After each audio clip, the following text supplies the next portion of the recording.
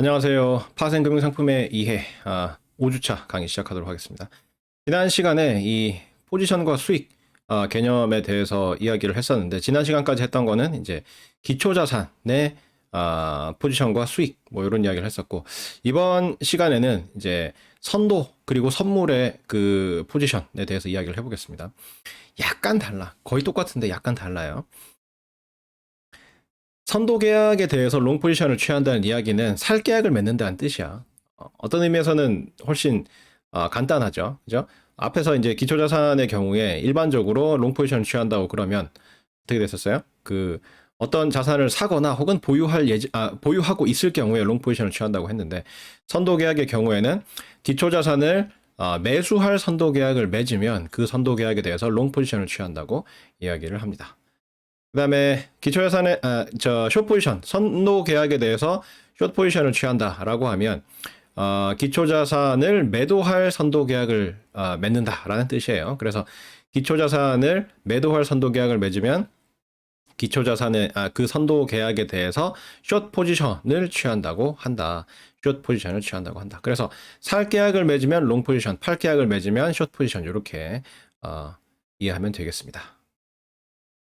이때의 페이오프와 수익을 살펴보면 스몰 T 시점에서의 기초자산의 가격을 ST라고 하고 그다음에 만기가 라지 T 시점이고 스몰 T 시점에서의 선도 가격이 GT야. 이 선도 가격 GT의 의미가 뭐냐면 T 시점 현재 정하는 가격이에요. T 시점 현재 정하는 가격인데 이게 적용되는 거는 기초자산을 서로 사고 파는 만기 라지 T 시점에 이 계약에 따라서 기초자산을 사고 팔 때 적용하는 가격이다. 그래서 정하기는 계약을 맺는 현재 시점, 스몰 T 시점에 정하지만 이게 실제로 적용되는 거는 만기 라지 T 시점에 기초자산을 실제로 이 계약에 따라서 사고 팔 때 적용하는 가격이 바로 GT가 되겠습니다. 왜 G를 씁니까? 라고 하면 선도는 forward잖아요. forward. 영어로 forward인데 F로 써야 될 것 같은데 선물도 futures 해서 F로 시작을 하거든. 그래서 우리는 지금은 이제 선도에 대해서 이야기를 하지만 요 선도 이야기를 하고 나서 바로 선물 이야기를 할 거예요. 근데 선물하고 선도하고 결국에는 이론적으로 똑같다라는 거를 곧 배우게 될 거야. 그걸 배우고 나면 선도하고 선물을 통합해서 그냥 선물이라고 이야기를 할 거예요. 그래서 그때 이제 선물 가격을 futures의 앞 글자 따라서 F를 가져와서 FT라고 표현을 할 거기 때문에 이 선도 계약은 그 F 다음 글자가 G죠.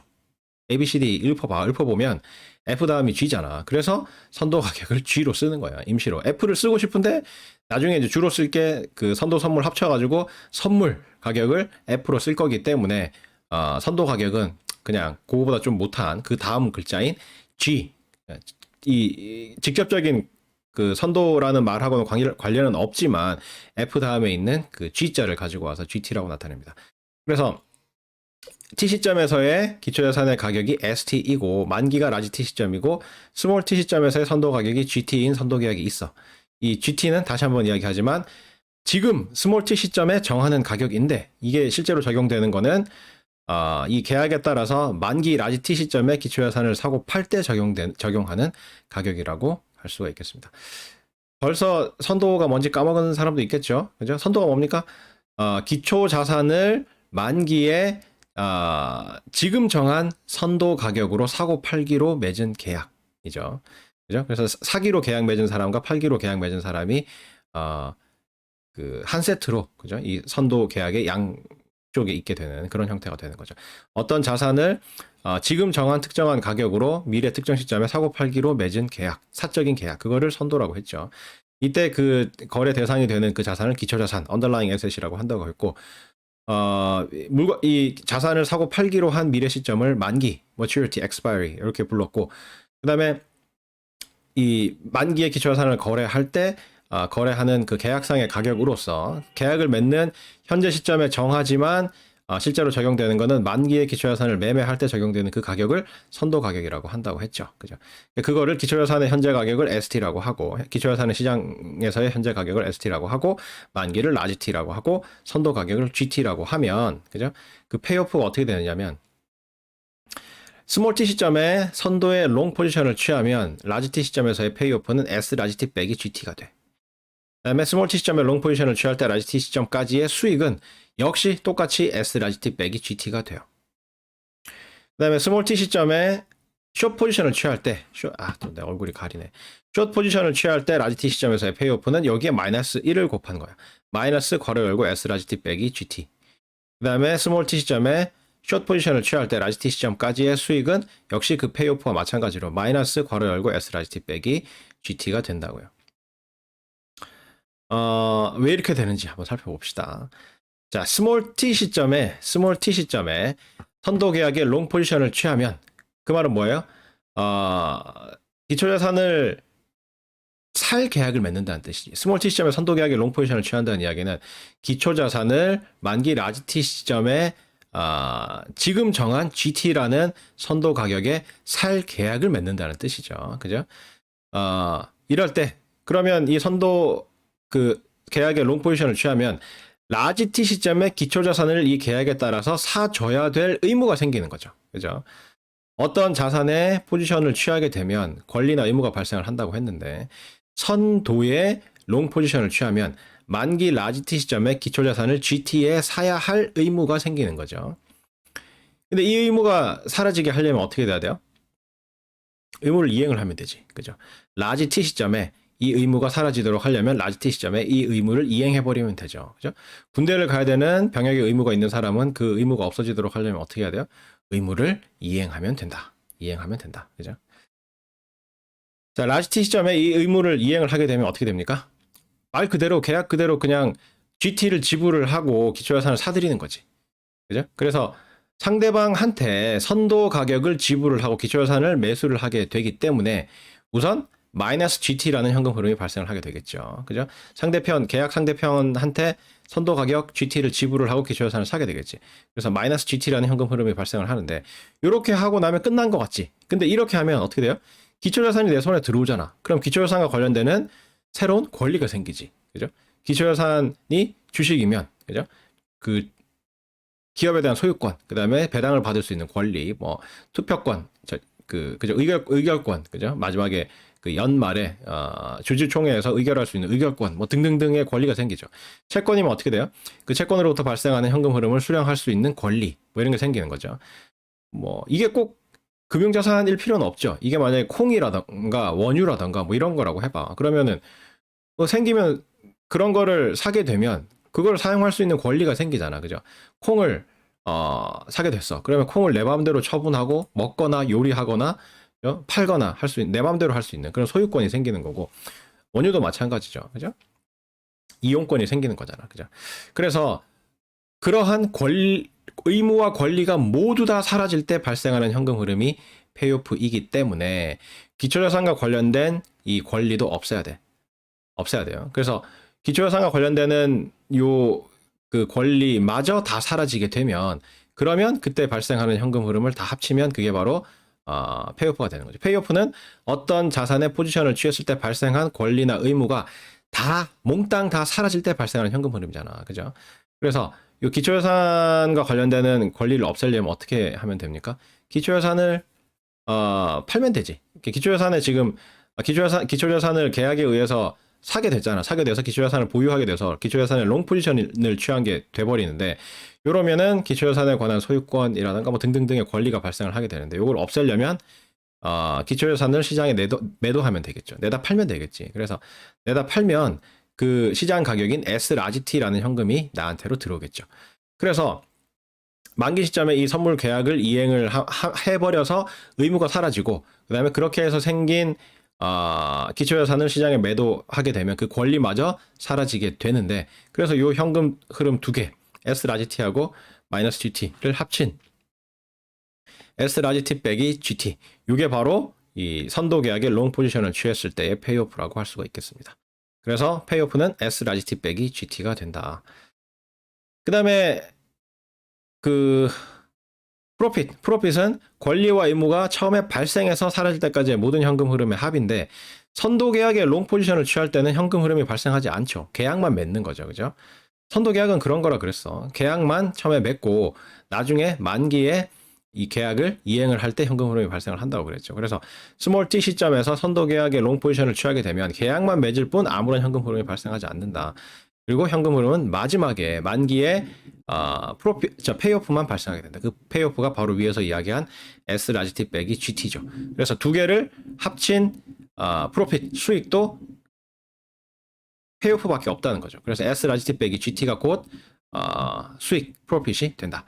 그래서 롱 포지션 선도 계약에 대해서 롱 포지션을 취했을 때의 페이오프나 수익이나 똑같이 S 라지 T 빼기 GT가 된다.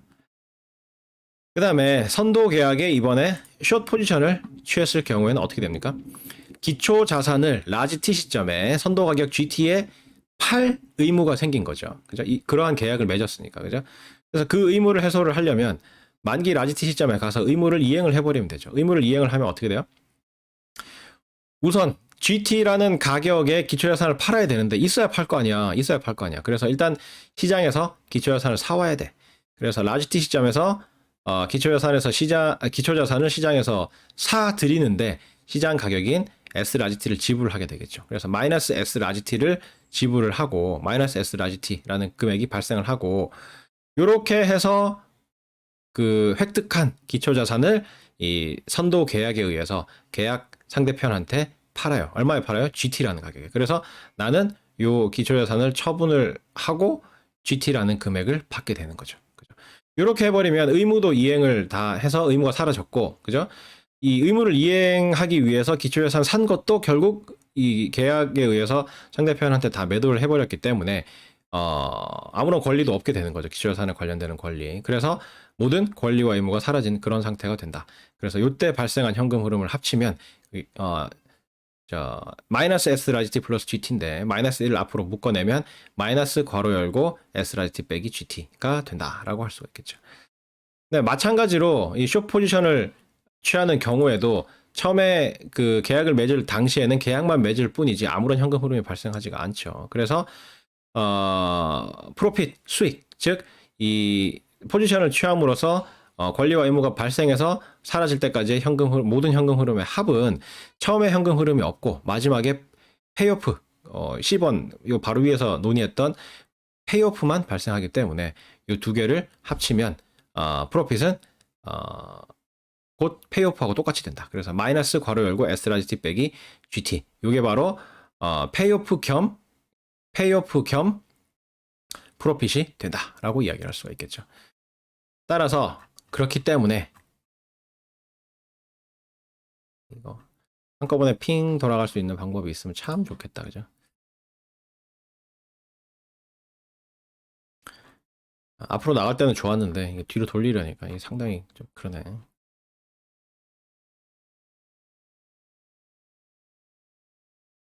그래서 요약해 놓은 걸 보면 스몰 t 시점에서 롱 포지션을 취했을 때 페이오프와 수익은 S 라지 T 빼기 GT야. S 라지 T 빼기 GT이고 숏 포지션을 취했을 때의 페이오프와 수익은 거기에 각각 마이너스 1을 곱한 형태가 된다라는 거죠.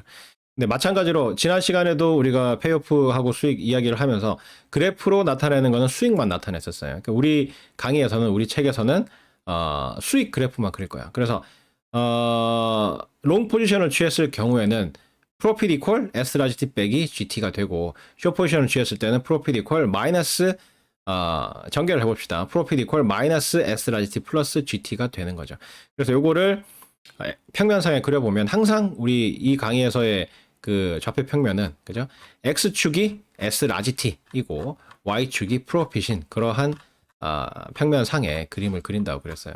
왜 그렇게 했어요? 지금 현재 시점에서의 가격인 ST, GT 이런 값들은 이미 알고 있는 값이기 때문에 상수값이야. 상수값이고 모르는 값은 미래의 값이지. S 라지 T 이런 거는 미래의 이 기초자산의 가격이고 그거는 지금 현재 상태에서는 하나의 값으로 알 수가 없는 거죠. 그래서 S 라지 T가 항상 독립변수가 되고 S 라지 T가 어떻게 되느냐에 따라서 프로핏 수익이 결정이 되기 때문에 종속 변수는 프로핏으로 놓는 거예요. 그래서 X축은 항상 S 라지 T 기초자산의 미래 가격, 만기 시점의 가격, 그다음에 Y축은 프로핏 이렇게 해서 그래프를 그릴 겁니다. 그래서 선도의 롱 포지션을 취했을 경우에 프로핏은 뭐였어요? 프로핏 이퀄 S 라지 T 빼기 GT이기 때문에 기울기가 1이고 절편이 마이너스 GT인 이러한 하얀색 직선으로 나타나게 된다. 그 다음에 선도의 숏 포지션을 취했을 경우에는 거기에 마이너스 1을 곱한 프로핏 이퀄 마이너스 S 라지 T 플러스 GT이기 때문에 절편이 GT이고 기울기가 마이너스 1인 이러한 그래프로 그려지게 된다라고 이야기할 수가 있겠죠. 자, 선도의 계약 불이행 위험은 왜 발생을 하느냐 하면 선도 계약의 양 당사자가 서로 반대 포지션을 취하고 있어서 그 수익이 제로섬이다. 수익이 제로섬이다. 그죠? 방금 봤던 게 그런 거잖아. 그죠? 롱 포지션 취했을 때 수익에 마이너스 1을 곱하면 숏 포지션을 취했을 때 수익이잖아. 그래서 두 개를 더하면 0이야. 그죠? S 라지 T 빼기 GT하고 거기에 마이너스 1을 곱한 마이너스 괄호 열고 S 라지 T 빼기 GT. 따라서 두 개가 서로 그 곱하기 마이너스 1 하면은 이제 상대편이 얻어지는 그런 관계이기 때문에 두 개를 더하면은 0이 되는 거죠. 0이 되는 거죠. 그래서 수익이 제로섬이다. 제로섬인데 이 제로섬의 수익이 만기에 한꺼번에 실현돼요. 그죠? 페이오프하고 수익하고 똑같잖아. 방금 봤듯이 페이오프하고 수익하고 똑같다고. 아니 그러니까 만기에 발생하는 현금 흐름이 전부 다야. 그죠? 현재 시점에 계약을 맺을 당시에는 아무런 현금 흐름이 발생을 하지 않고 만기에 실현되는 현금 흐름밖에 없어요. 그래서 수익이 만기에 한꺼번에 실현된다라고 할 수가 있겠죠. 그렇기 때문에 S 라지 T가 GT하고 일치하지 않는 이상, 그죠? S 라지 T가 GT하고 일치하지 않는 이상 항상 양 당사자 중에 한 사람은 잠깐만요.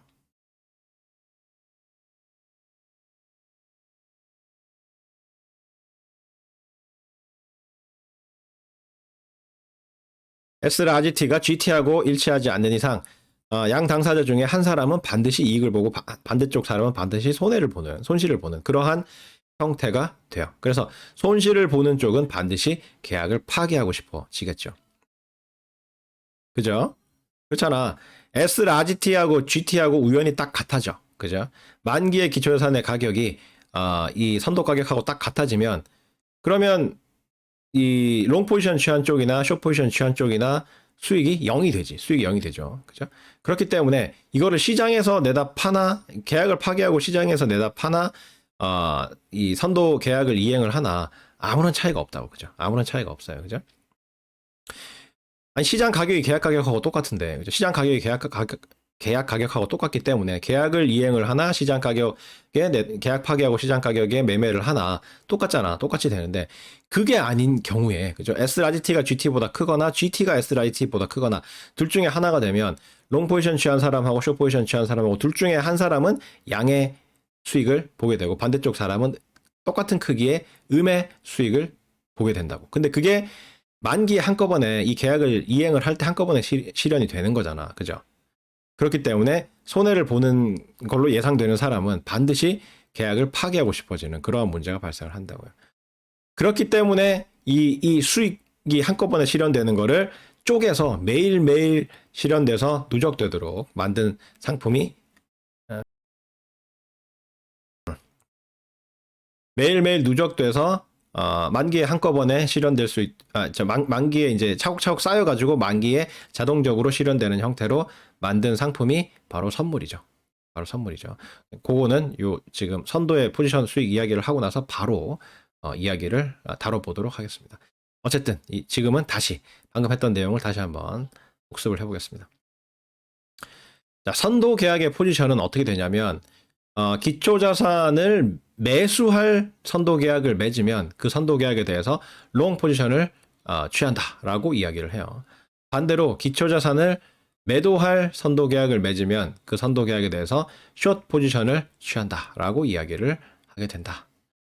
그래서 선도 계약의 페이오프와 수익을 살펴보면 T 시점에서의 기초자산의 가격을 ST라고 하고 만기를 라지 T 시점이라고 하고 선도 가격을 GT라고 할 때 선도 가격 GT의 특징은 뭐다? T 시점 현재 정해지는 값인데 이게 실제로 적용되는 것은 라지 T 시점에 계약에 따라서 기초자산을 매매할 때 적용되는 가격이 바로 이 GT라고 할 수가 있다. 선도 가격이라고 할 수가 있다. T 시점에서 롱 포지션을 취할 때 라지 T 시점에서의 페이오프는 S 라지 T 빼기 GT가 되고 T 시점에서 롱 포지션을 취할 때 라지 T 시점까지의 수익은 역시 똑같이 S 라지 T 빼기 GT가 된다. 왜? 선도 계약을 맺을 때는 롱 포지션이든 숏 포지션이든 간에 현금 흐름이 발생하지 않죠. 그렇기 때문에 만기에 발생하는 페이오프가 유일한 현금 흐름이 된다. 그래서 수익은 페이오프하고 동일하게 된다. 수익은 권리와 의무가 생겨서 사라질 때까지의 모든 현금 흐름의 합이고 페이오프는 권리와 의무가 사라질 때 발생하는 현금 흐름인데 생겼을 때 권리와 의무가 생길 때 발생하는 현금 흐름이 없기 때문에 지금 선도의 경우에 그렇기 때문에 페이오프하고 수익이 일치하게 되는 거죠. 그 다음에 숏 포지션을 취했을 때의 페이오프와 수익은 롱 포지션 취했을 때의 페이오프 수익에 각각 마이너스 1을 곱한 형태로 구해낼 수가 있게 된다. 자, 먼저 T 시점에 선도 계약에 대해서 롱 포지션을 취했을 경우에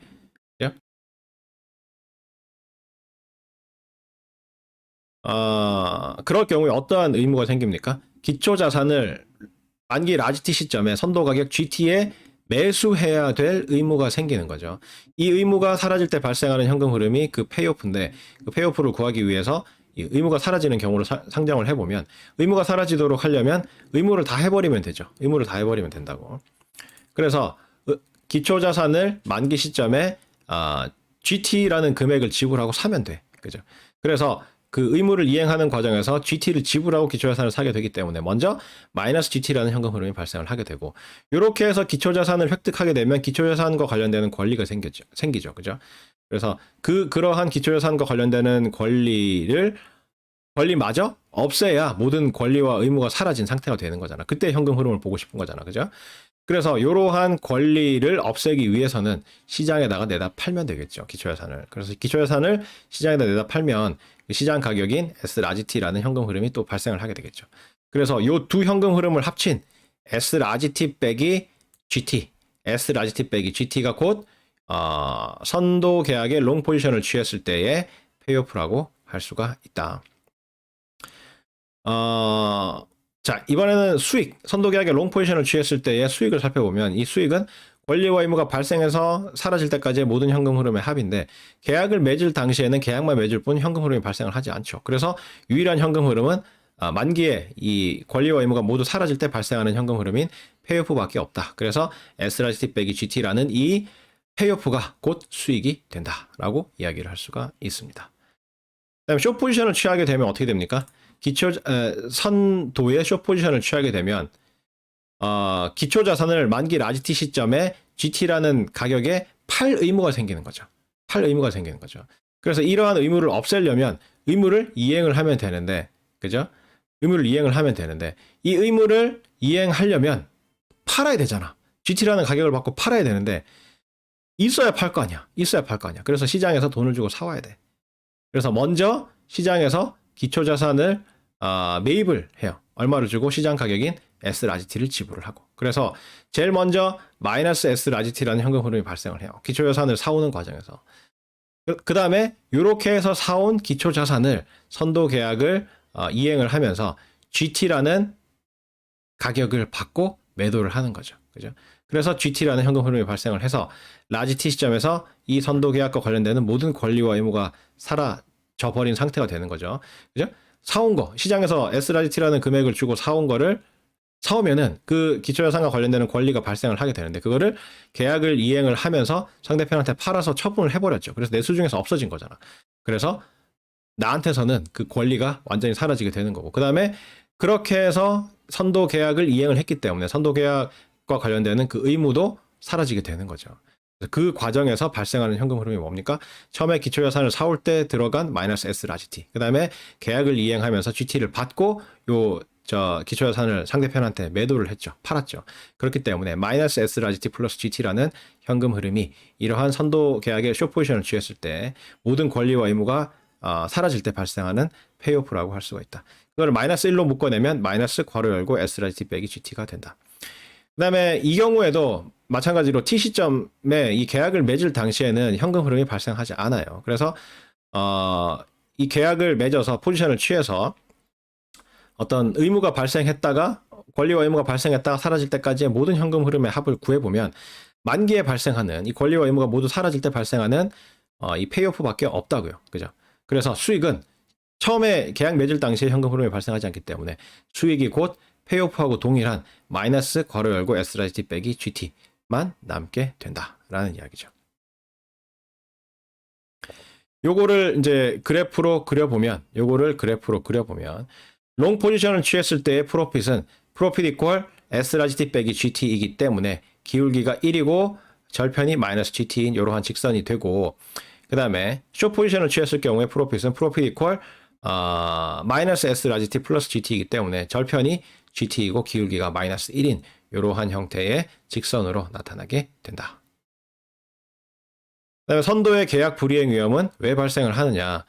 선도 계약의 양 당사자는 서로 반대 포지션을 취하고 있겠죠. 그러니까 한 사람은 팔 계약을 맺고 한 사람은 살 계약을 맺어야 계약이 성립하는 거잖아. 그래서 한 사람은 롱 포지션을 취하고 한 사람은 반드시 숏 포지션을 취해서 서로 반대 포지션을 취하고 있게 돼요. 반대 포지션을 취하게 되면 어떻게 됩니까? 롱 포지션 취했을 때의 페이오프 프로핏에 마이너스 1을 곱한 게 숏 포지션을 취했을 때 페이오프 프로핏이 된다며. 그렇기 때문에 두 당사자의 수익을 더하면 0이 돼. 제로섬이죠. 제로섬이라는 게 합쳐서 0이 된다는 뜻이죠. zero sum이야. S-U-M. zero sum. 이게 제로섬이라는 게 무슨 섬 이름이 아니고 여러분 너무 무시합니까? 제로섬은 합쳐서 0이 된다는 뜻이죠. 그죠? 양 당사자 간의 수익이, 그죠? 서로 마이너스 1을 곱한 형태로 돼 있기 때문에 두 당사자의 수익을 합치면 0이 될 수밖에 없어요. 제로섬이야, 제로섬. 근데다가 수익이 만기에 한꺼번에 실현이 되죠. 왜? 계약을 맺을 당시에는 아무런 현금 흐름이 없고 마지막에 계약을 이행을 하면 이제 수익이 실현되는 형태로 돼 있는 거죠. 그죠? 그래서 페이오프와 수익이 똑같은 거지. 그죠? 그렇기 때문에 요행이 S-T 만기 시점의 기초예산의 가격이 GT 이 계약상 선도 가격하고 동일하게 돼버리면 계약을 파기하든 계약을 따르든 아무런 상관이 없어요. 그죠? 사는 사람이든 파는 사람이든 계약을 따라서 GT라는 가격에 매매를 하든 시장에서 매매를 하든 S-T하고 GT가 같으니까, 그죠? 아무런 관계가 없어요. 관계가 없는데 그게 아닌 이상, 그죠? S-T하고 GT 중에서 어느 쪽이 크냐에 따라서 반드시 계약 양당사자 간에 한 사람은 양의 수익이 되고 반대쪽 사람은 음의 수익이 된다고. 그래서 음의 수익이 되는 사람은 반드시 계약을 파기하고 싶어지는 그런 생각이 들겠죠.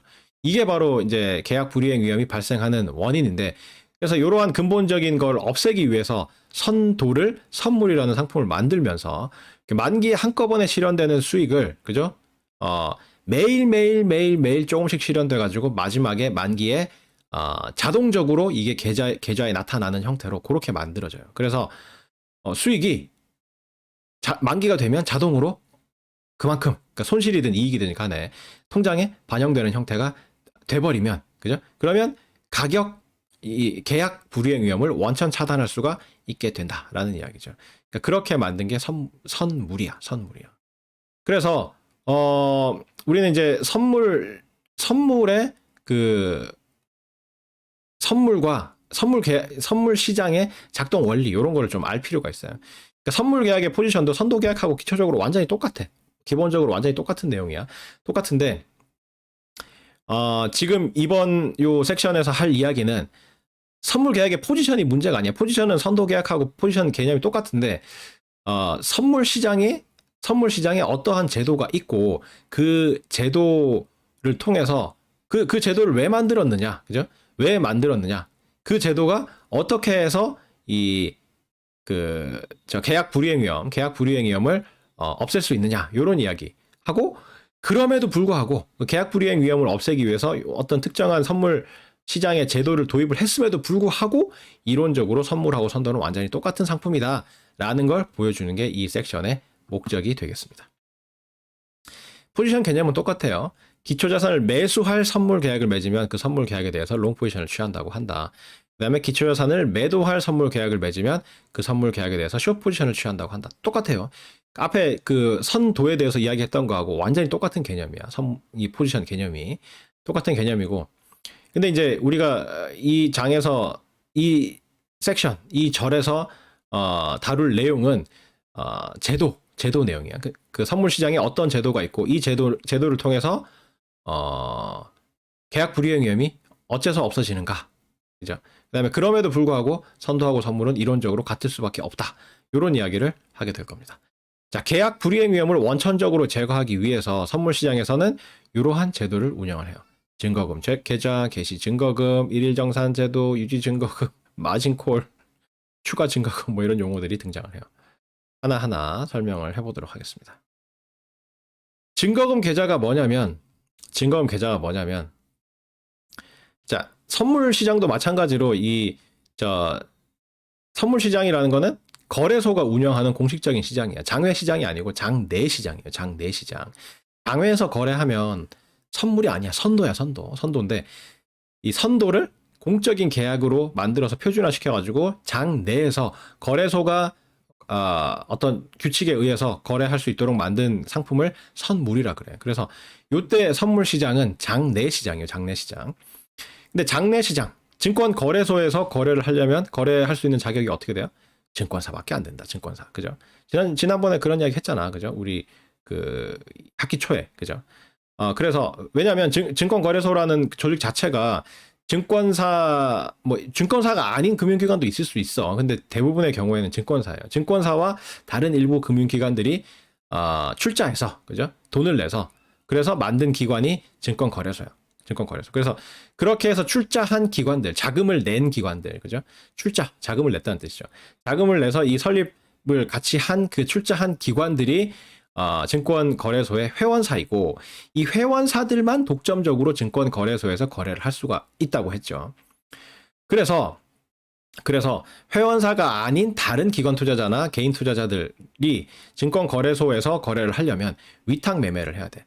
증권거래소의 회원사인 증권사들한테 대신 거래를 맡기는 거예요. 그게 위탁 매매예요. 그래서 삼성전자 10주 사주시오. 10주를 얼마에 사주시오. 해서 어떤 증권사에 가가지고 그 주문을 넣는 거예요. 그럼 그 증권사가 고객의 주문을 받아서 거래소에서 거래를 해주고, 그죠? 고객이 원하는 대로 해주고 수수료를 받는 형태로 운영이 되는 거죠. 그 수수료가 증권사의 기본적인 수익의 원천이 되는 거죠. 그죠? 선물도 마찬가지야. 선물도 개인이 직접 선물 시장에 직접 참여해가지고 거래를 하는 게 아니라 증권사를 통해서 선물 거래를 하게 되는데, 이때 증권사의 그 증거금 계좌라는 증권사 계좌를 만들어야 돼요. 증거금 계좌라는 증권사 계좌를 만들어야 증권사를 통해서 거래를 시작을 할 수가 있다. 증거금 계좌예요. 그냥 계좌인데 이 계좌에 돈을 얼마 이상 집어넣어야 거래를 시작할 수가 있어. 그 집어넣는 금액을 개시 증거금이라 그래. Initial margin. 증거금 계좌는 margin account. 영어로 계좌는 다 account예요. account. margin account. 증거금 계좌 margin account. 개시 증거금은 initial margin. 근데 개시 증거금은 어떻게 상정을 하냐면 내가 이제 포지션과 관계없이, 그죠? 롱 포지션을 취하든 숏 포지션을 취하든 요만큼의 선물 가격으로 어느 정도의 선물을 사고 싶다. 뭐 이런 게 있을 거 아니야. 그죠? 그러니까 선물 가격 곱하기 선물 한 계약당 기초자산의 수량 곱하기 총 계약수. 이렇게 돼 있어요. 그러니까 선물이라는 거는 표준화가 되어 있기 때문에 앞에 선도의 경우에는 계약수 이런 게 별로 중요하지 않아. 왜냐면 두 당사자 간의 계약을 하면서 그냥 계약서 종이 하나에다가 우리 10석 거래합시다. 이런 식으로 수량도 마음대로 정하고 하면 되기 때문에 몇 개의 계약이냐 이런 게 의미가 별로 없는데 선물의 경우에는 이걸 표준화를 시켜놨어. 그래서 예를 들어서 쌀 거래를 하는 선물이다라고 하면 선물 한 계약은 쌀 10가마를 거래를 한다. 라고 딱 정해져 있는데 내가 만약에 100가마를 거래하고 싶다라고 하면 어떻게 해야 되겠어요? 선물 10계약을 거래를 하면 되겠지. 그죠? 선물 한 계약당 10가마의 쌀을 기초자산으로 취급을 하기 때문에 내가 100가마를 선물 거래를 하려면 총 10계약을 거래를 하면, 그죠? 한 계약당 10가마씩 다뤄서 총 100가마를 선물 거래를 할 수 있는 그런 형태가 되는 거죠. 그죠? 그리고 선물 가격이라는 거는 그게 선물 한 계약당 몇 단위의 기초자산을 거래를 하든지 간에 기초자산의 기본 단위당 가격으로 표시가 돼요. 그래서 예를 들어서 한 가마당 얼마 이런 식으로 선물 가격이 표시가 된다고요. 그죠? 금 같으면은 1온스 온스라는 게 정확히 그러니까 사용하는 단위이긴 한데 킬로그램으로 환산을 한다거나 이러면 얼마인지 모르겠어. 한번 찾아봐요. 그런 식으로 이 거래 그 측정하는 단위가 있어. 그죠? 기초자산을 측정하는 단위가 있는데 그 단위당 가격으로 기초자산의 가격도 그렇게 표시가 되고 선물이나 선도의 가격도 그렇게 표시가 돼요. 그렇기 때문에 포지션과 관계없이 내가 만약에 100가마의 쌀에 대한 선물에 롱 포지션을 취하고 싶다. 즉 만기가 만약에 3개월 후라고 하면 3개월 후에 쌀 100가마를 사고 싶다라고 하면 쌀 100가마에 대한 선물 계약에 롱 포지션을 취하면 되겠죠. 만기 3개월짜리. 그죠? 근데 한 계약당 10가마를 기초자산으로 하도록 표준화가 돼 있어. 그러면 기초자산 그 선물 10계약에 대해서 롱 포지션을 취하면 되겠지. 선물 10계약에 대해서 롱 포지션을 취하면 한 계약당 10가마에 대해서 롱 포지션을 취하는 거니까 총 100가마의 기초자산을 만기 3개월 후에 살 수 있는 계약을 맺은 셈이 되는 거죠. 한 계약당 10가마씩 10계약을 맺으니까 총 100가마의 기초자산을 살 수 있는 계약을 맺게 되는 거죠. 근데 오늘 선물 가격이 어떻게 형성이 되어 있는지를 보니까 선물 가격이 쌀 한 가마당 만약에 10만 원이다 라고 하면 그죠? 10만 원 곱하기 10가마 곱하기 10계약 이렇게 하면 그게 바로 내 거래 규모야. 내 거래 규모라고. 그 거래 대금 총액의 일정 퍼센트를 개시 증거금으로 증거금 계좌에 입금을 해야 포지션이 공식적으로 성립이 돼. 그게 개시 증거금이라는 거야. 개시 증거금. 개시 증거금은 포지션과 관계 없어요. 내가 10계약에 대해서 그죠? 한 계약당 10가마의 쌀을 기초자산으로 하는 쌀 선물 10계약에 대해서 롱 포지션을 취하든 숏 포지션을 취하든 거래 대금은 똑같아. 거래 대금 계약 총액은 똑같아요. 계약 총액은 똑같아. 포지션만 다를 뿐. 그죠? 그래서 내가 한 계약당 10가마를 기초자산으로 하는 쌀 10가마를 기초자산으로 하는 선물 10계약의 롱 포지션을 취하든 숏 포지션을 취하든 선물 가격은 한 가마당 10만 원으로 돼 있어. 그러면 10만 원 곱하기 10가마 곱하기 10계약. 이렇게 계산을 한 게 계약 총액이라고. 그 계약 총액의 일정 퍼센트를 개시 증거금으로 증거금 계좌에 입금을 해야 내 포지션이 공식적으로 인정이 돼요. 그래서 거래가 시작이 되는 거야. 그죠? 몇 퍼센트로 합니까? 그거는 상품마다 시장마다 달라요. 상품마다 시장마다 다르다고. 똑같은 시장이라도 그게 어떤 이 자산을 기초자산으로 하는 어떤 그 선물이냐에 따라서 개시 증거금 퍼센티지가 다르고 그다음에 시장이 달라지면 똑같은 그 기초자산을 다루는 이 그 선물이라고 하더라도 그 개시 증거금 퍼센티지가 계약 총액의 몇 퍼센트를 개시 증거금으로 한다. 이게 달라. 시장과 상품에 따라서 개시 증거금이 다르다. 어쨌든 증거금 계좌를 만들어서 그 증거금 계좌에 계약 총액의 일정 퍼센트를 개시 증거금으로 입금을 해야 포지션이 공식적으로 성립이 돼. 포지션이 공식적으로 성립이 된다고요. 그러고 나서 일일 정산 제도를 해. 일일 정산 제도를 해요. 일일 정산 제도가 뭐냐면 영어로 daily settlement, marking to market, daily settlement 혹은 marking to market이라고 하는데 선물 가격이 매일매일 변해. 매일매일 변해요. 그죠? 선물 가격은 매일매일 변해.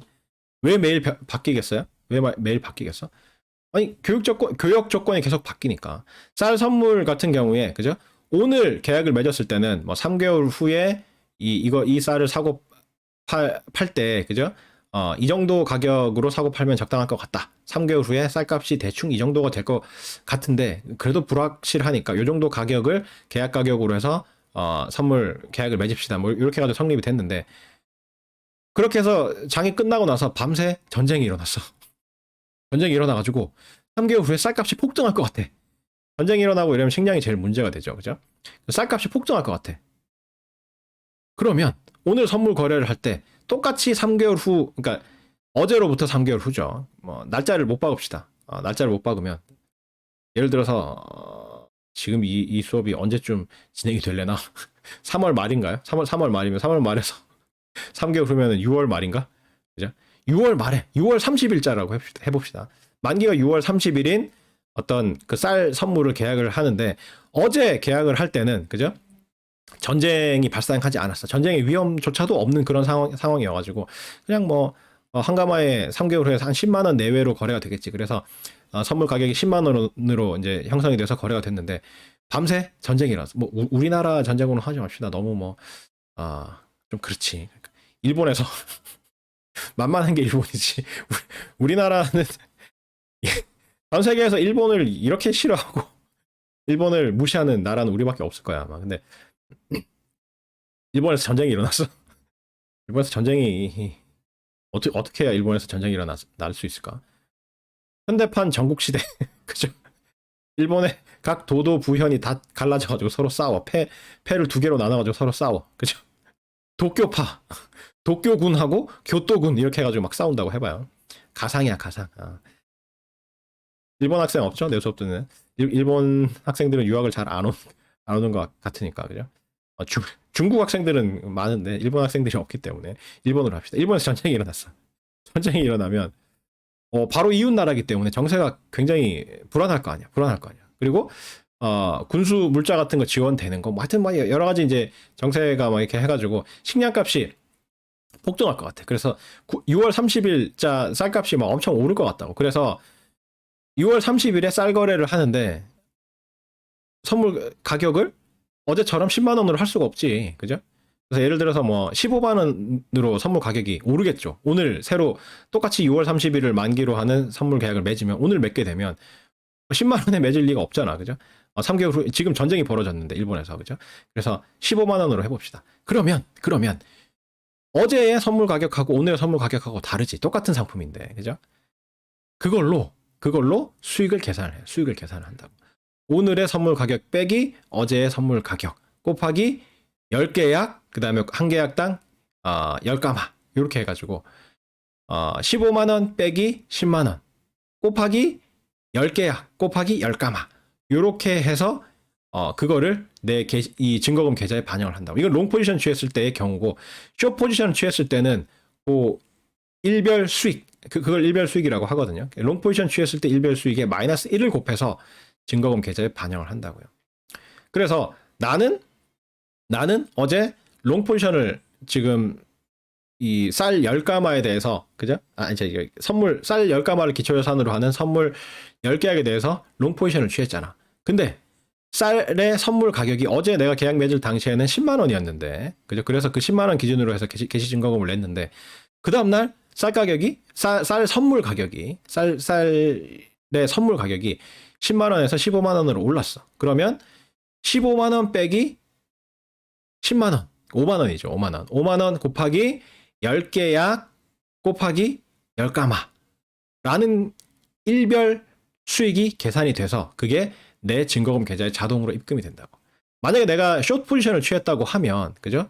거기에 마이너스 1을 곱한 마이너스 5만 원 곱하기 10계약 곱하기 10가마 라는 금액이 내 수중에서 빠져나가겠죠. 증거금 계좌에서 빠져나간다고. 그런 식으로 해서 매일매일 정산을 하는 게 일일 정산이야. 데일리 세틀먼트 혹은 마킹 투 마켓이라 그래. 그 다음 날이 돼서 전쟁 상황이 굉장히 심각하다. 그죠? 굉장히 심각한 상황이 됐다. 라는 막 이 소식이 막 들려. 일본에서. 기분 좋네. 일본에서 전쟁한다니까 왠지 막 희열이 막 느껴지지 않나요? 일본 분이라고 합시다.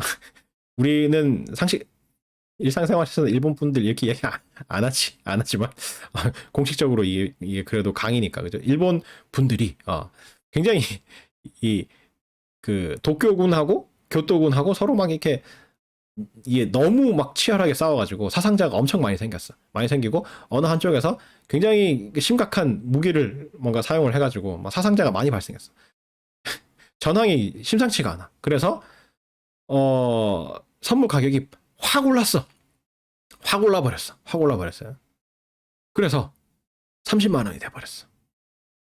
한 가마니에 30만 원이 돼버렸어. 그럼 어떻게 돼요? 그 전날 15만 원 하던 게 하루가 지나면서 30만 원이 됐죠. 그러면 또 일일 정산을 해.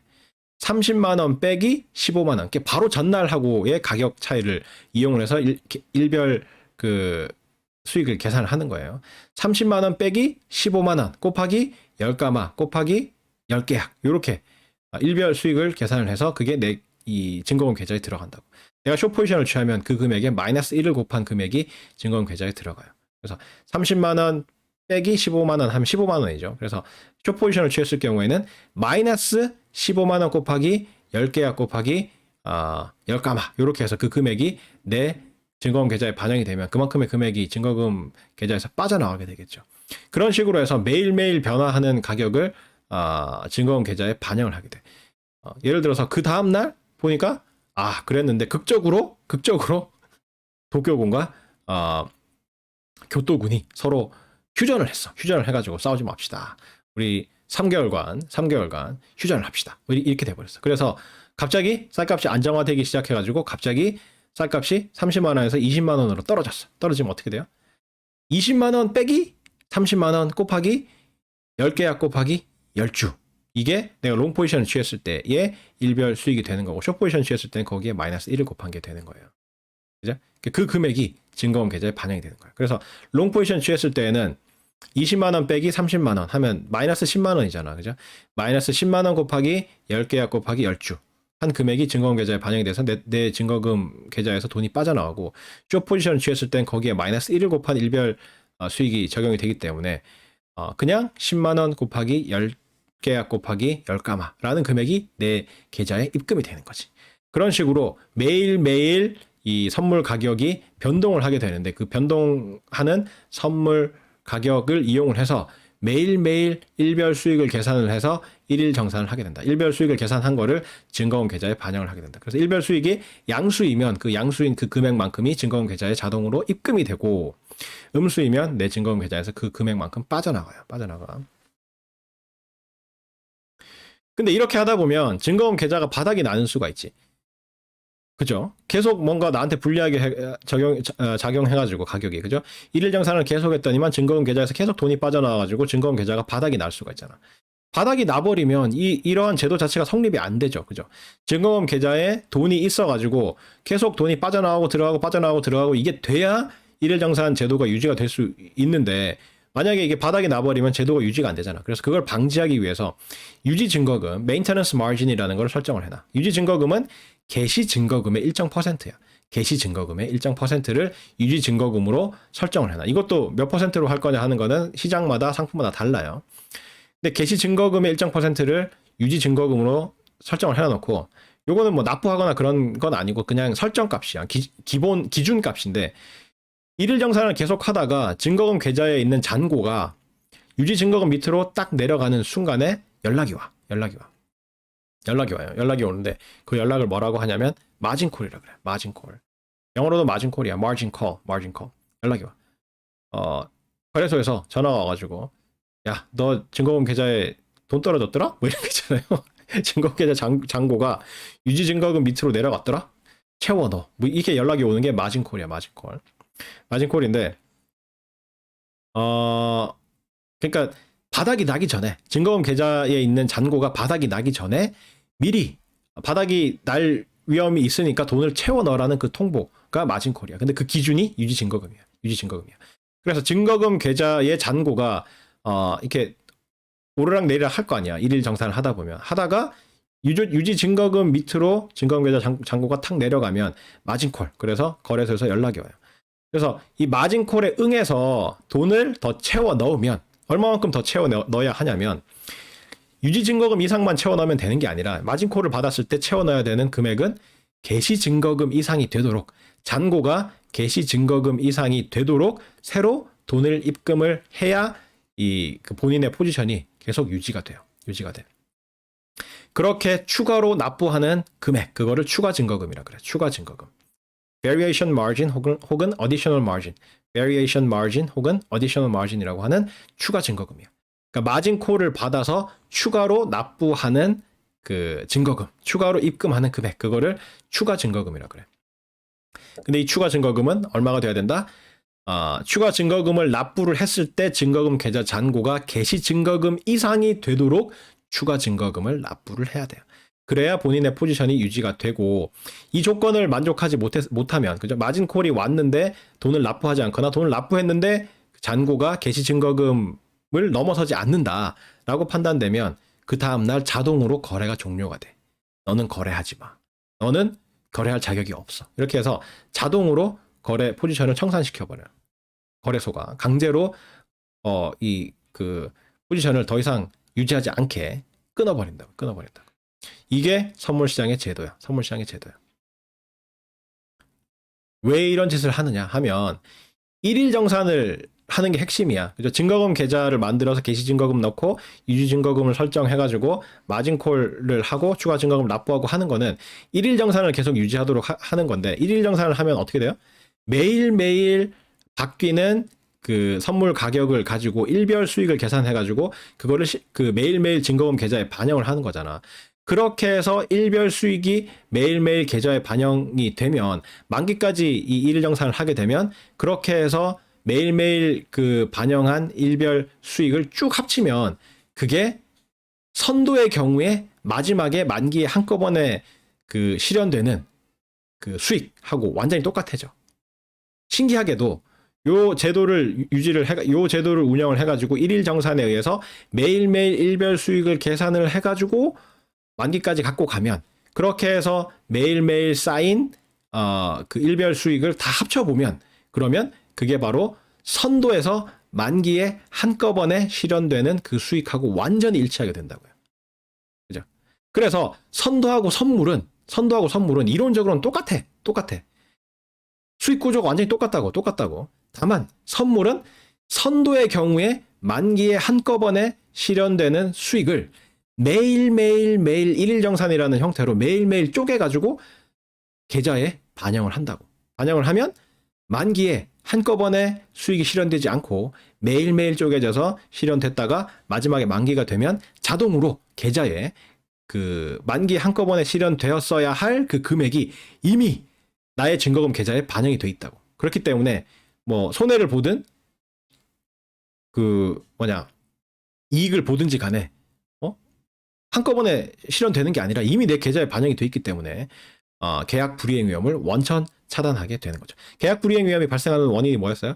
만기에 한꺼번에 그 수익이 실현이 되기 때문에 만기에 이 수익을 계약을 이행을 해가지고 수익이 딱 실현이 되면 나는 손해다. 이렇게 판단되는 사람이 마지막에 만기에 가가지고 나 안 할래. 뭐 이게 문제였잖아. 이게 문제였는데 이걸 쪼개가지고 매일매일 실현되게 해가지고 만기가 되면 자동으로 계좌에 반영이 돼 있어. 이미 돼 있어. 돼 있기 때문에 계약 이행 안 해. 뭐 이런 게 의미가 없어지는 거죠. 그죠? 그래서 자동으로 계약을 이행하게 만들어주는, 그래서 계약 불이행 위험을 원천 봉쇄하게 하는 그러한 제도가 바로 이러한 증거금 일일 정산 제도가 되겠습니다. 일일 정산 제도가 되겠습니다. 핵심은 일일 정산이야. 데일리 세러먼트, 마킹 투 마켓이고 일일 정산을 유지하기 위해서 증거금 계좌를 만들고 개시 증거금을 납부하고 개시 증거금이 바닥을 치지 않기 위해서 유지 증거금이라는 걸 설정을 해가지고 잔고가 유지 증거금 밑으로 내려가면 마진콜이라는 연락이 오고 거기에 응해서 추가 증거금을 개시 증거금 이상이 되도록 납부하는 형태로 시스템을 만들어 놓은 거예요.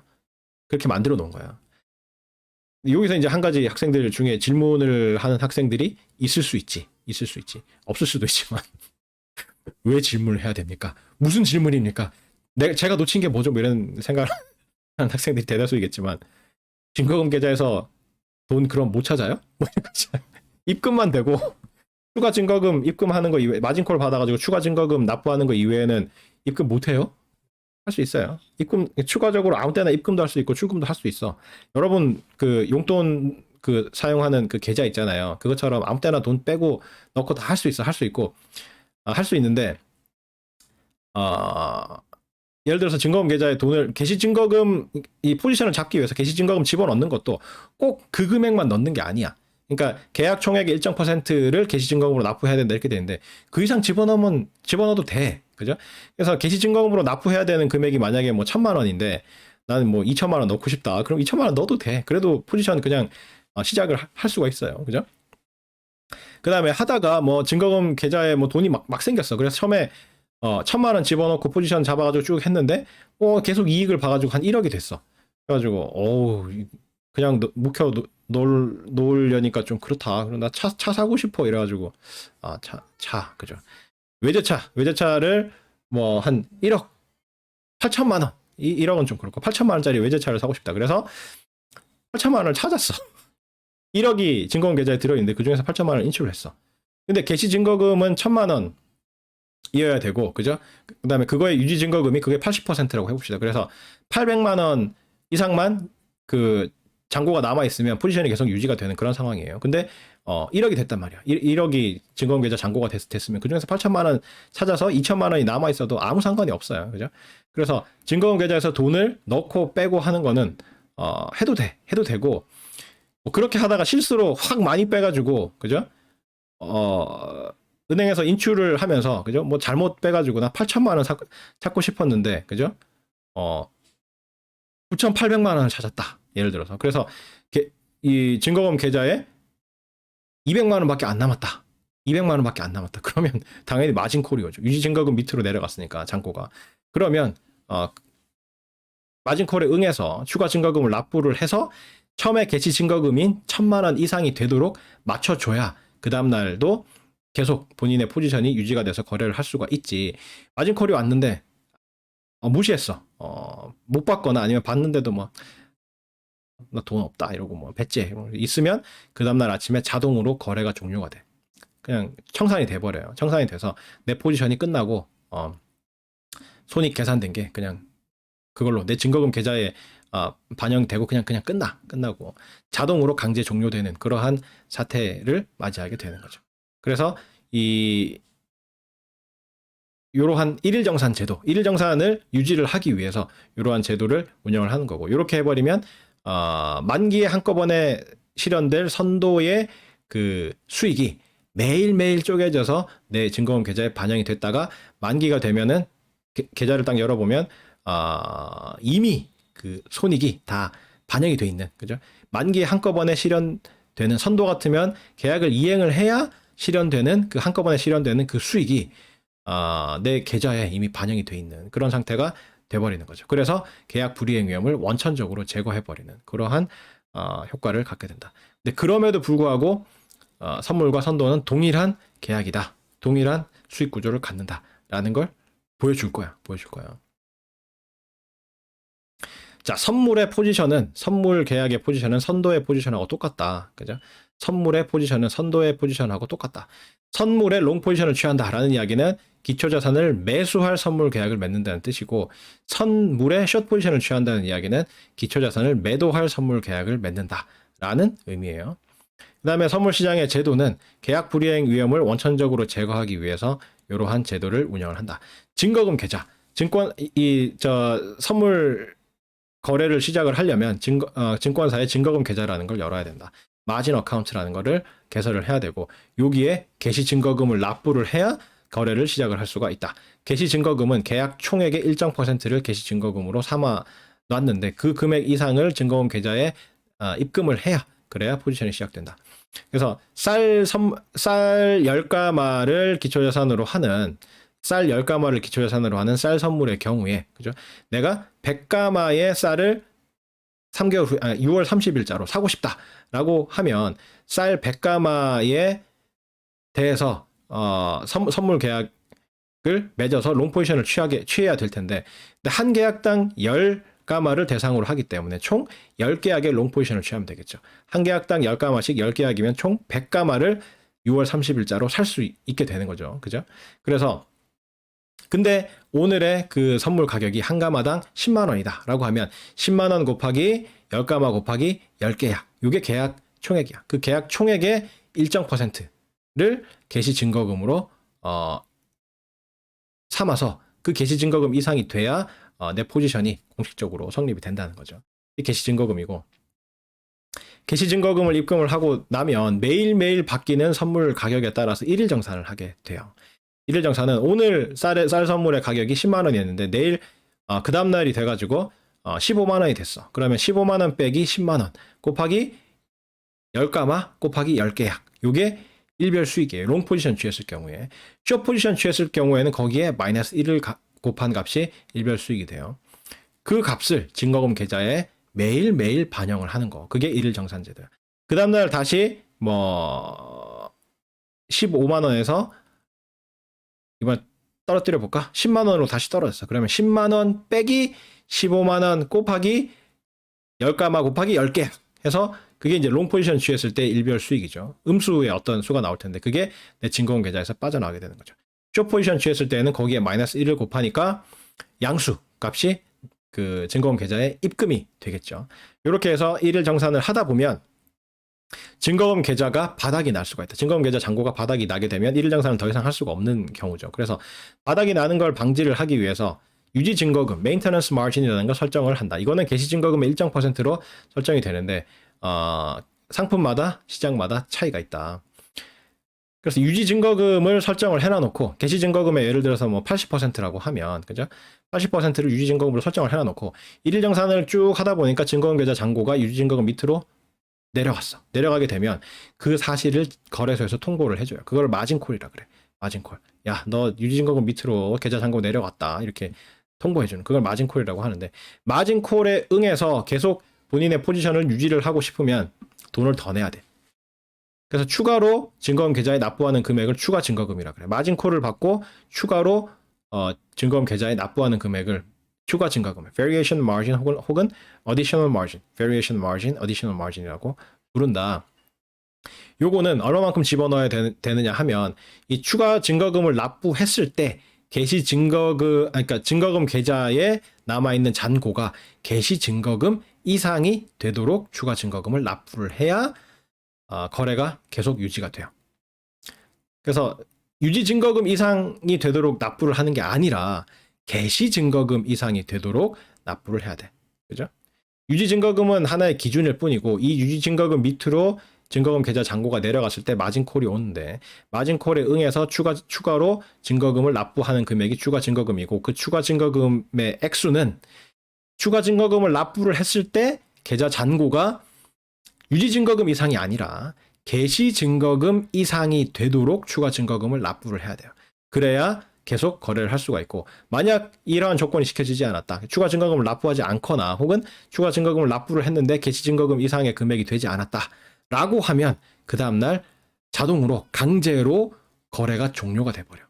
그게 거래소의 규칙이에요. 이런 형태로 운영을 하는 게 선물시장의 제도다. 요거의 목적이 뭐예요? 일일 정산을 통해서 매일매일 수익을 계산을 해가지고 그거를 증거금 계좌에 반영을 하게 되면 이걸 만기까지 누적을 시키면 만기에 통장에 남아있는 그 총 수익을 계산을 해보면 그게 바로 선도의 경우에 한꺼번에 만기에 실현되는 그 수익하고 완전히 똑같은 금액이 된다라는 거죠. 그래서 선도의 경우에 계약 불이행이 발생하는 이유가 선도 계약을 만기에 이행을 할 때 선도의 수익이 한꺼번에 실현되기 때문에 그 수익이 음수로 예상되는 사람은 계약을 파기하고 싶어질 거 아니야. 근데 그러한 한꺼번에 실현되는 수익을 매일매일 분산해서 쪼개서 매일매일 정산을 해가지고 만기가 되면 자동으로 통장에 그 수익이 양수든 음수든 반영이 되도록 그렇게 만들어서 원천적으로 계약 불이행 위험을 제거하고자 하는 게 이러한 선물 시장 제도의 목적이 되겠습니다. 자, 이제 그러면 그럼에도 불구하고 이러한 제도에도 불구하고 선도하고 선물은 수익 구조가 똑같다라는 걸 보여줄 건데 그걸 하기 위해서 우선 알아야 되는 개념이 차익거래하고 차익이라는 요 개념이야. 이것도 굉장히 중요해요. 이것도 굉장히 중요해. 이것도 학기 끝날 때까지 계속 등장하는 개념이야. 절대로 까먹으면 안 돼. 절대로 까먹으면 안 돼요. 이렇게 이야기를 해도 또 까먹겠지. 까먹으면 다시 돌아와서 다시 복습을 하세요. 차익 거래라는 게 뭐냐면 추가적인 자금과 자산과 위험을 부담하지 않고 확실하게 양의 수익을 실현할 수 있는 거래를 차익 거래라고 하고 요때 실현된 확실한 양의 수익 그거를 차익이라고 부른다.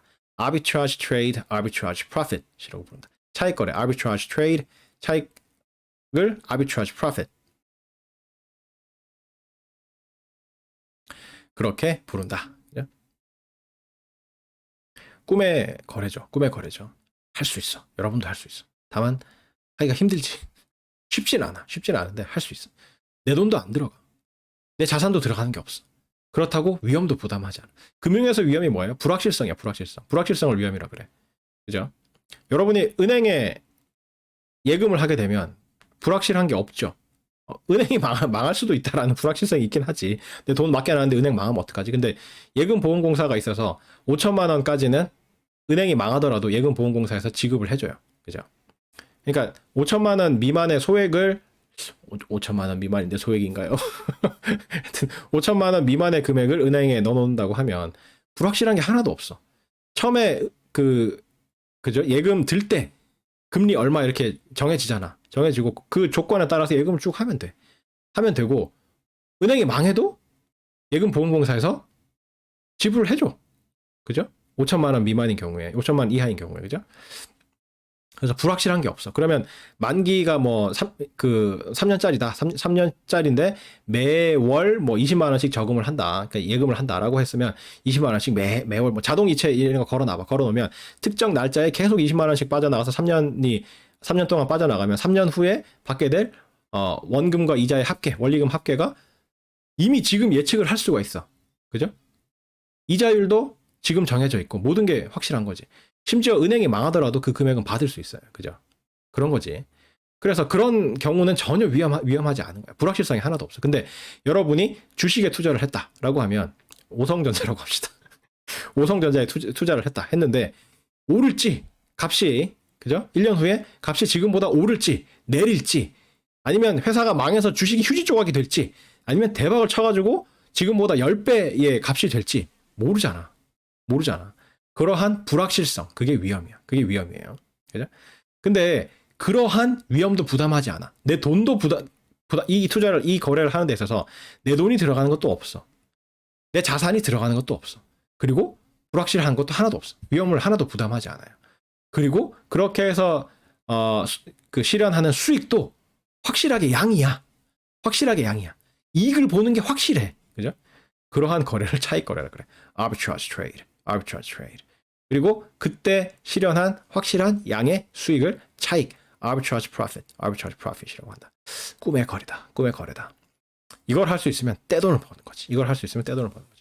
이게 지금은 이 차익 거래가 워낙에 이제 기초적인 개념이고 많이 알려져 있고 뭐 다 하거든. 금융기관들은 뭐 프로그램 매매 뭐 이래가지고 컴퓨터로 자동적으로 이 차익 거래를 할 수 있는 조건을 걸어놔놓고 할 수 있으면 자동으로 컴퓨터가 거래를 해. 사람이 하지도 않고. 사람이 할 수도 없어. 워낙에 순식간에 사라지거든. 이 거래가 있으면 거래할 수 있는 그 시장 참여자들은 벌떼같이 막 몰려 들어가지고 쫙 해버려. 그래서 한 1, 2초 안에 다 사라지고 없어요. 차익 거래 기회가. 그죠? 막 엄청나게.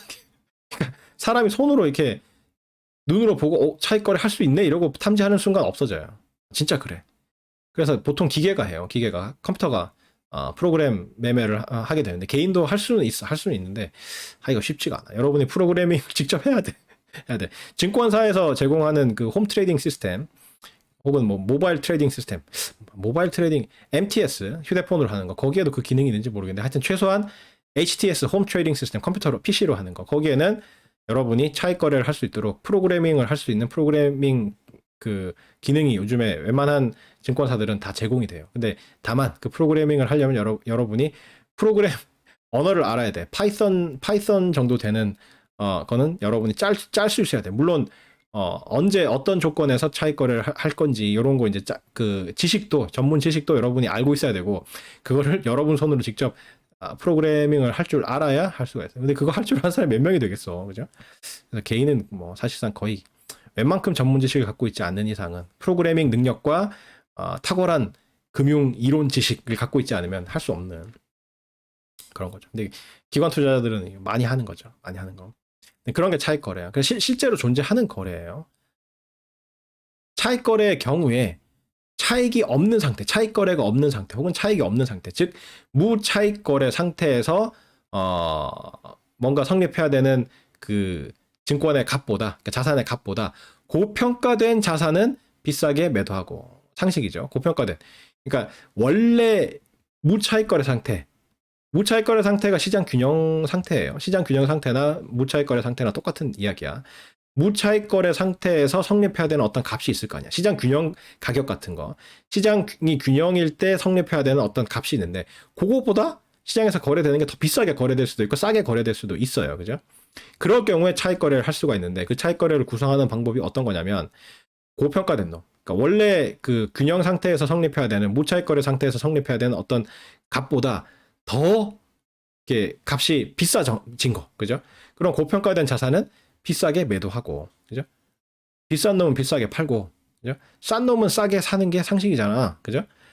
저평가된 자산은 싼 값에 매수를 하되 이 과정에서 필요한 자산이나 자금은 내 걸 쓰면 안 되고 전부 빌려서 조달하는 방식으로 거래를 구성을 하면 차익 거래를 구성을 할 수가 있어요. 이렇게 해버리면 위험도 부담하지, 내 돈과 내 자산도 당연히 부담하지 않고, 이거 빌려서 한다고 했으니까 부담하지 않고 위험도 없어요. 위험도 없고 확실하게 양의 수익을 실현할 수 있어. 그래서 차익 거래를 구성할 수가 있다고요. 이게 차익 거래를 구성하는 원리야. 그래서 차익 거래는 언제 발생을 하냐면 시장이 균형에서 벗어난 경우, 균형 상태가 깨진 경우, 그러니까 수요와 공급이 만나서 균형 가격의 균형 수량만큼 거래되는 그런 상태가 시장 균형 상태잖아. 근데 그 균형 상태가 곧 차익 거래 상태와 똑같은 이야기라고. 근데 시장이 거기에서 깨져가지고 시장 균형 가격에 거래되는 게 아니라 그 균형 가격보다 좀 더 높은 가격에 거래되거나 좀 더 낮은 가격에 거래되거나 이런 사태가 발생을 하게 되면 고평가된 놈은 비싸게 팔아먹고 저평가된 놈은 싸게 사되 그때 필요한 자산, 팔아먹으려면 자산이 필요할 거고 살려면 자금이 필요할 텐데 이때 필요한 자산이나 자금은 전부 다 내 걸 투입을 하는 게 아니라 빌려서 거래를 구성을 하게 되면 그러면 차익 거래를 할 수가 있다라는 이야기예요. 뒤에도 나오겠지만 무차익 거래 상태가 곧 시장 균형 상태다. 시장 균형 상태의 특징이 뭡니까? 외부의 다른 충격이 없는 한 그 상태가 변하지 않죠. 그죠? 수요에 어떤 충격이 가해지거나 공급에 어떤 충격이 가해지거나 하는 뭐 그런 게 없으면 그 상태 그대로 그냥 계속 유지가 되는 상태가 시장 균형 상태잖아. 그죠? 무차익 거래 상태도 마찬가지예요. 무차익 거래 상태도 외부에 뭔가 다른 충격이 없는 한 아무런 변화가 없어. 가격에 아무런 변화가 없는 게 무차익 거래 상태예요. 그래서 무차익 거래 상태가 깨지는 순간에 이거 비싸네? 이거 싸네? 그죠? 정상적인 균형, 그러니까 무차익 거래 상태에서의 가격보다 비싸네? 고평가됐으니까 매도. 싸네? 저평가됐으니까 매수. 이렇게 해서 거래가 막 일어나. 그래서 거래가 일어나면 어떻게 되겠어요? 고평가된 자산은 비싼 값에 매도를 하니까 공급이 늘어나고 저평가된 자산은 싼 값에 매수를 하니까 수요가 늘어나는 거지. 수요와 공급이 막 바뀌어. 그래서 가격이 출렁거리고 이렇게 변하는 상태가 되는 거죠. 그래서 차익 거래가 발생하는 상태는, 그죠? 거래가 막 활발하게 일어나는 상태고 무차익 거래 상태에서는 이러한 어떤 게 고평가되거나 저평가되거나 하는 게 발생하지 않기 때문에 외부에 다른 충격이 없는 한 그 상태 그대로 쭉 유지가 된다고. 그렇기 때문에 무차익 거래 상태하고 시장 균형 상태하고는 똑같은 상태다. 외부에 어떤 다른 충격, 다른 변화가 없는 한 그 상태 그대로 쭉 유지되는 상태. 그 가격 그대로 그 거래량 그대로 쭉 유지되는 그러한 상태가 무차익 거래 상태고 시장 균형 상태다. 그래서 무차익 거래 상태나 시장 균형 상태나 똑같은 말이고 무차익 거래 상태에서의 가격이나 시장 균형 가격이나 똑같은 이야기예요. 용어만 좀 다를 뿐이야. 그래서 경제학에서는 그거를 시장 균형, 그다음에 시장 균형 가격 이렇게 이야기를 하는데 이 금융 상황에서는 무차익 거래 상태라고 이야기를 한다. 용어만 다를 뿐이지 똑같은 상태를 이야기를 하는 거예요. 자, 그러면 요 개념을 이용을 해가지고 만기 시점의 선물 가격 이야기를 한번 해봅시다. 만기 시점의 선물 가격은 어떻게 되는지. 스몰 t 시점에서의 가격이 ST인 자산을 기초자산으로 하고 만기가 라지 t 시점이고 스몰 t 시점에서 선물 가격이 FT, 이제 드디어 FT가 등장을 하죠. 선도의 경우에는 GT라고 했는데 선물의 경우에는 선물, futures의 앞글자를 따서 선물 가격을 FT라고 표기를 할 거예요. 선물 가격이 FT인 선물 계약이 있는데 무차익 거래 상태에서 이게 성립해. F 라지 t는 S 라지 t가 돼. F 라지 t는 S 라지 t가 된다고. 그래서 이 F 라지 t의 의미가 뭐예요? 라지 t 시점에 라지 t 시점을 만기로 하는 선물 계약을 맺을 때 그때 계약서상에 적는 선물 가격, 그게 F 라지 t야. 그놈은 시장 가격 S 라지 t하고 똑같다라는 얘기죠. 상식적으로 이게 당연하지 않나요? 상식적으로 당연하지 않나? 그죠? 지금 오늘 계약을 맺는데 오늘 계약서 쓰자마자 바로 거래를 하는 거야. 오늘 계약서를 쓰는데 오늘이 만기야. 그래서 계약서를 쓰자마자 그 계약서대로 거래를 해. 사기로 한 사람 사고 팔기로 한 사람 팔고. 그러면 계약서에 쓰는 적당한 가격은 뭐가 되겠습니까? 시장 가격이지. 그죠? 쌀이 한 가마에 10만 원에 거래가 되고 있어. 거래가 되고 있는데 계약서에 뭐라고 적냐면 그죠? 쌀 10가마를 거래를 사고 팔기로 하는데 만기가 오늘이다. 계약서를 적는 바로 오늘이다. 라고 할 때 계약서상에 한 가마에 얼마에 거래하도록 적는 게 적당하겠어요. 시장에서는 쌀 한 가마에 10만 원에 거래가 되고 있어. 그러면 계약서상에 적는 계약 가격도 10만 원으로 적는 게 적당하겠지. 그죠? 예를 들어서 이거를 15만 원에다가 계약서에 적는다고 해봐. 그러면 사는 사람이 계약서 쓰려고 하겠어? 그죠? 사는 계약을 맺는 사람이 계약서를 쓰려고 안 하겠죠. 그죠? 아니, 계약서 안 맺고 시장에서 팔면은 15만 원, 아니 10만 원이면 살 수 있는데 이거를 계약서에다가 15만 원이라고 써놓으면 계약 이행을 하면은 비싸게 15만 원 주고 사야 되잖아. 계약 안 해. 이렇게 되죠. 반대로 계약서상에 5만 원이라고 적어 놓으면 사는 사람이 안 팔려고 하겠지. 아니, 계약 안 맺고 시장에다 내다 팔면 10만 원 받을 수 있는데 계약 5만 원 적어가지고 계약서를 쓰면은 5만 원에 헐값에 팔아야 되잖아. 계약 안 하려고 하겠죠. 그래서 적당한 값은 계약이 이루어지려면 적당한 값은 얼마가 돼야 돼요? 시장 가격이 돼야 되지. 그죠? 계약 가격이 곧 시장 가격이 돼야 되죠. 그래서 F RGT는 S RGT가 된다. F RGT의 의미를 정확하게 알면 너무나도 당연한 이야기죠. 그죠? 선물 가격 FT의 의미가 뭐예요? F 스몰 t의 의미가 뭐예요? T 시점에 계약을 맺을 때 정하는 계약 가격이 F 스몰 t인 거야. 근데 만기는 라지 T 시점이고 만기 라지 T 시점에 이 계약에 따라서 거래를 할 때 적용되는 가격이 FT인 거죠. 근데 F 라지 T는 의미가 뭐예요? 만기가 라지 T 시점인데 계약서를 라지 T 시점에 쓸 때 그때 계약서상에 적는 금액이 F 라지 T야. 그러니까 계약서 쓰자마자 바로 거래를 할 때 적용하는 그 계약 가격을 F 라지 T라고 하는 거예요. 그 가격은 시장 가격인 S 라지 T로 하는 게 옳다라는 이야기죠. 아, 이거 증명을 해야 되는데 시간이 지나버렸네. 오늘 여기까지 하고 다음 시간에 만기 시점의 선물 가격 부분에 대해서 다시 그 이야기를 하는 걸로 하겠습니다. 오늘 여기까지 하겠습니다. 예, 수고했습니다.